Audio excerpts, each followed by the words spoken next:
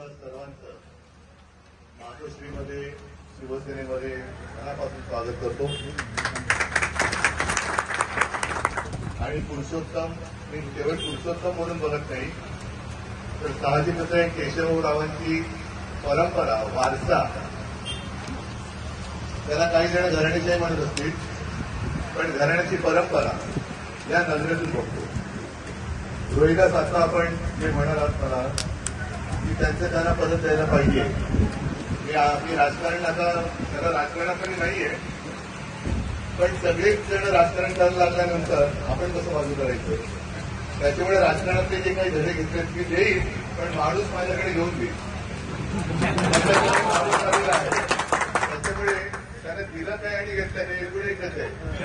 आपल्याकडेच राहणार आहे. उलट तुम्ही आज चांगलं काम केलंय की एक चांगल्या परंपरेचा माणूस मी माणूस परत म्हणतोय, कारण ते माणसं नाही. राजकारणामध्ये जे काही धुमाकूळ घातलेलं आहे, माणसंच दिसेनाशी झालेली आहे. सगळेजण चोरच चोर दिसत आहेत. कोण पैसे चोरतोय, कोण मत चोरतोय, कोण पक्ष चोरतोय, कोण चोरतोय. या सगळ्या चोर बाजारामध्ये माणसं दिसेनाशी झाली. आणि अशा या पार्श्वभूमीवरती तुम्ही सगळेजण पावसाने राज्यभर धुमाकूळ घातल्या, महाकाल नसता. या परिस्थितीत तुम्ही इथे आला, याचं तुम्ही की एक जिद्द दिसले आणि त्या जिद्दीला मानाचा मुद्दा करायला म्हणून मी तुमच्या समोर आहे. मी आज सकाळी अंबरसला फोन केला, म्हणतो अंबरस कालपासून सोशल मीडियावर बघतोय भगवा वादळ निघाले, पण या भगवा वादळाच्या मध्ये आपलं नैसर्गिक वादळ आले त्याचं काय. अंबरस म्हणाला अर्धे लोक कालच तिकडे आलेले आहेत, आता राहिलेली येत आहेत. तरी सुद्धा मी थोडंसं मला काय होतं, कुटुंब प्रमुख तुम्ही म्हटलं किंवा माणसात, त्याच्यामुळे सगळ्यांचीच काळजी करावी लागते. आज आपण इकडे प्रवेशाचा सोहळा करतोय, पण तिकडे कोकणाबाद धरणाचं काय झालं तुम्हाला कळते. आज कारभार सगळीकडे, मुंबईमध्ये सुद्धा तुम्ही बघताय नवीन ठिकाणी पाणी पोहोचलंय. म्हणजे आता विमानतळाचे फोटो येत आहेत. आता विमानतळ कोणाकडे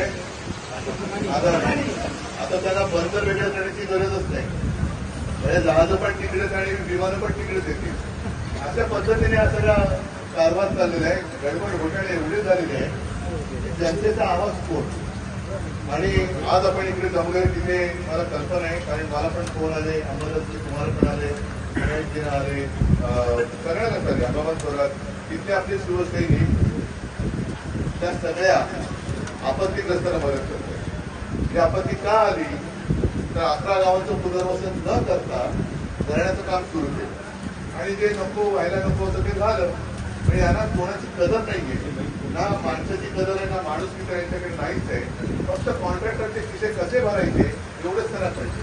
आणि अशा या परिस्थितीमध्ये तुम्ही कशाची तमा न बाळगता आज इथे इथपर्यंत आलात. मला काळजी होती इथपर्यंत पोहोचू शकते.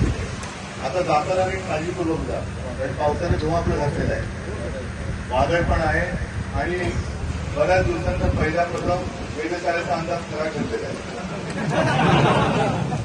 अरे याचं कष्टाचं काय.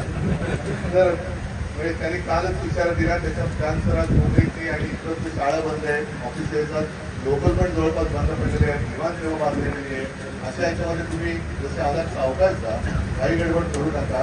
आणि तिकडे पोहोचल्यानंतर या उमराबाद आणि त्या 11 गावांमध्ये ही नैसर्गिक आपत्ती, नैसर्गिक नाही ही मानव निर्मित असते. कारण त्यांचं गावकऱ्यांचं ऐकलं असतं आणि वेळेत पुनर्वसन केलं असतं तर आज कोणालाही तिकडे जीव गमावण्याची वेळ आली नसती. तिथल्या संसार ज्यांचे संसार आहेत, घरदार आहेत, ती उद्ध्वस्त झाली नसती. म्हणून या सुद्धा एका जबाबदारीचं भान घेऊन मी तुमच्या सगळ्यांचं स्वागत करतोय. आणि पुढचं समजी आता काय तुम्ही रोहिदासला पण नवीन गुंडाळलेल्यामध्ये सोबत घेतलेला आहे. आणि मला कल्पना आहे की 2 तासात केशवरावांचं जसं तुम्ही उल्लेख केला की केशवराव आहे, म्हणजे त्यांच्याबद्दल काय म्हणायचं, बोलायला उभं राहिले का आसुर पडेल. की त्यांचं एक भाषण विधान भवनाच्या गॅलरीपासून ऐकलं होतं. त्यांचा आवाज आणि त्यांची संवाद किंवा शब्दपेठ, भाषणाचं प्रभुत्व आणि अभ्यास तुम्ही त्यांची चिरंजीव आहात. पुन्हा एकदा ते केशवराव आपल्याला विधान भवनामध्ये कसा असतो, सत्तेला किंवा खुर्चीला भुलणारा नसतो. नाही मिळाली खुर्ची तरी हरकत नाही, पण मला ज्या जनतेने निवडून दिले यशस्वी करणार नाही त्याला म्हणतात लोकप्रतिनिधी. आता जे लोकप्रतिनिधी नाही आहेत बाकी म्हणजे लोकच केलेलं आहे. तर अशा या सगळ्या वातावरणात तुम्हाला एका परंपरेला घेऊन पुढे जायचे. म्हणजे शिवसैनिक आता धोबा घेऊन एका हातात धोबा आणि दुसऱ्या हातात मशाल घेऊन तुमच्या सोबत आहेत. आता तिथे धोबा फटकवल्याशिवाय थांबायचं नाही. सगळ्यांना धन्यवाद. जय हिंद, जय महाराष्ट्र. एबीपी माझा, उघडा डोळे बघा नीट.